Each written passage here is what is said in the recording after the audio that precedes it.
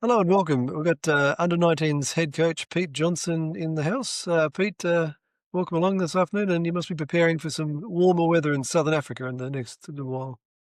Yeah, absolutely. I think it's been a long winter training, some great commitment shown by everyone, and yeah, I think we're all buzzing to get outside and into the cricket. So very recently, last week, we announced the Under-19s World Cup squad. Can you tell us about a few of the new names that maybe we're unfamiliar with? Yeah, no, look, we've some new faces in the squad. We've been unfortunate with some injuries, but having said that, I think all along we've said that there's really good depth within our squad. So it's been good to see some new faces coming through. So a couple of those guys that have come up from under-15s, Callum Armstrong, he's really impressed. He's a left arm wrist spinner and left hand batter, and he's an excellent fielder as well. So he's really impressed through the winter training. And then Marco Bates, who came into our squad towards the end of last season, he played a standout innings against a very good Leinster Bolt side towards the back end of the season, getting an excellent 60 odd.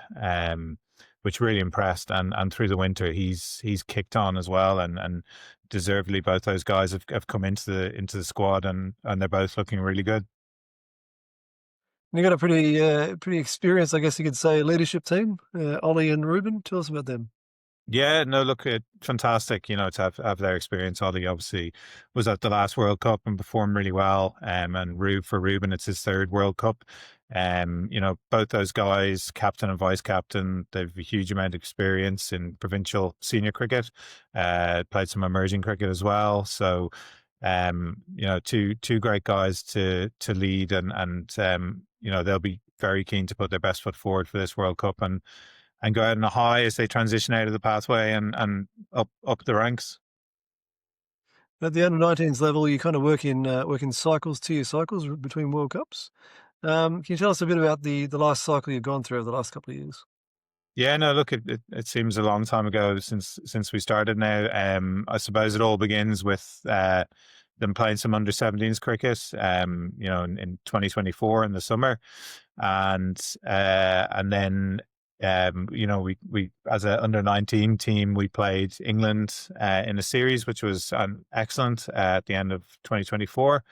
And then obviously worked hard through that winter. We had a really good tour to Zimbabwe where we played 5 one-day games, and we learned a lot through that tour. And it was great to see. I think all the games were close, which is exactly what you want. So you take some great learnings from that, and we finished on a high with a win, which was great and showed our progress through that tour. And then going into 2025, again off the back of a hard winter's work, we got into our business, had a good Celtic Cup win against Scotland. We played a number of games against future series teams, so below senior provincial level. Um, Played about 4 games against the emerging Knights and the Leinster Bolts, and then I suppose the pinnacle of the season was then to go and play England and Bangladesh and the ECB Challengers again towards the end of the season there in September. Yeah, I think that the really pleasing thing, I suppose, was to see how from 2024 when we played England to 2025, how we had closed the gap. We in that game against England last summer, we put together an excellent batting performance, 150 run partnership within that, and with the ball, I think we did pretty well as well. And then in the Bangladesh game, even better performance with the ball, and we had them in a really good spot from our point of view with 8 wickets down. But unfortunately, the rain interrupted us there. But it was good just to see the way the guys have closed the gap and the work they've put in. And it's really important, I suppose, that we get good experiences so that players can learn from it. And I think that showed off the back of, say, the England opportunity in 24, and then the Zimbabwe tour, and then playing obviously England Bangladesh last summer. I think it's pleasing to see how far we've come. It's fantastic. I guess it's more than just an on-field play at this level. You're kind of preparing guys for not only under-19s level, but hopefully, as you say, moving up the ranks in the future. Now, what coaching and supports at the under-19s level do you have these days to help the guys? Yeah, no, look, it's excellent. I think the support the guys are getting, it's a really comprehensive program now. They're training really professionally. Um, the commitment is really good. Like they'll have their regional skills sessions and then national weekends, sort of every 2 weeks through the winter, where we come together as a squad. We've also had a number of testing and education days. And some added education as well, be it online as well, and support in terms of nutrition and sports psychology, and then obviously their strength and conditioning programs on top of all their skills work. So really comprehensive support that the players get, and that they're on a really good program. Yeah. Fantastic, and, not only that, but, I believe some senior internationals came and helped out a bit. Yeah, no, that was great. Yeah, I suppose it's a strength of Irish cricket. We're a pretty close family, and it was good of Gareth Delaney to come down and do a bit of work on power hitting with the guys. And then also George Dockrell came in and did some work with our spinners. And both those guys had some good conversations with the players, had a good chat about their own experiences coming through, say, the pathway and into senior international cricket. And then also Lorcan Tucker, he offered some really good pointers and advice to our wicket keepers as well. So, yeah, a real sort of positive, and I think those mentors really help the group develop. And it's always something that the players really relish and enjoy and take a lot from. In terms of the coaching and support staff you'll be taking to the actual World Cup itself, I mean, who's tagging along? Yeah, we've got a really great support staff. There's great consistency and continuity there with guys that have been in our system for a long time. So you got Nigel Jones as assistant coach, and then Albert van der Merwe as manager. And Albie often wears many hats, so he'll also be working as performance analyst on this trip. And he's a great mentor to the spinners as well. And then Awesome. you've got Stuart Thompson, who's our strength and conditioning coach, another good mentor to the players, and also really good in terms of, I suppose, the skill set of fielding. Tomo was an excellent fielder himself. And then Darren Nicholl as physio, who has a lot of experience working through our provincial system, and been on a number of under-19 World Cups, and also worked with me with the Wolves and emerging teams. So, yeah, really great support staff, and I think we're lucky to have them working with the squad. And, not the whole squad are at North County, there's some, lads down under, I believe.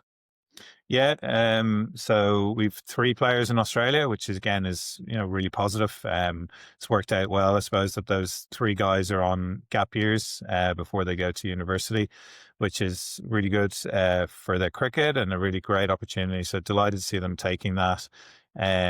We've obviously a good connection with the international cricket program, so they've expanded, and we have Seb Dykstra in Melbourne on that program. And then we have Adam Leckie in Sydney with Randwick Petersham on the ICP as well. And yeah, I think Seb's with Brighton there in Melbourne, and Adam obviously on our scholarship partnership with Randwick. So both been looked after really well out there, and both played some tough cricket. And I suppose the great thing is that they've been in really professional high performance programs. And then same for Thomas Ford, who's in Adelaide. So three different venues. Tom's at the Darren Lehman Cricket Academy, and he's playing club cricket out there in Adelaide as well. So yeah, it's been really good to see those guys out there playing cricket, and hopefully it gives them a great opportunity going to the World Cup to hit the ground running. Fantastic, and speaking of the World Cup, I mean, we're looking ahead to that now. What are you leaving the 31st of December, I believe. What are you going to somewhere before Namibia and Zimbabwe? Yeah, we've got a camp in Potchefstroom at Northwest University there. It's a fantastic facility, attracts a lot of Olympic athletes from around the world because of the altitude and the facilities. And they've also got some great cricket facilities there as well. So this will be the second time we've actually had a camp there, with the World Cup being in South Africa last time round. So yeah, it's a brilliant venue. I suppose we know what we'll get. We've a couple of very good games lined up against Northwest Colts, which is the university team. So that'll be good again. I think it's always good when we get to play against teams above our age. So there'll be a lot of sort of learnings and good competition coming from those two games. And I think we're really looking forward to the camp, and hopefully it can help us hit the ground running as we go into the next stages in Namibia. And so speaking of Namibia, what do we expect from conditions there in Namibia?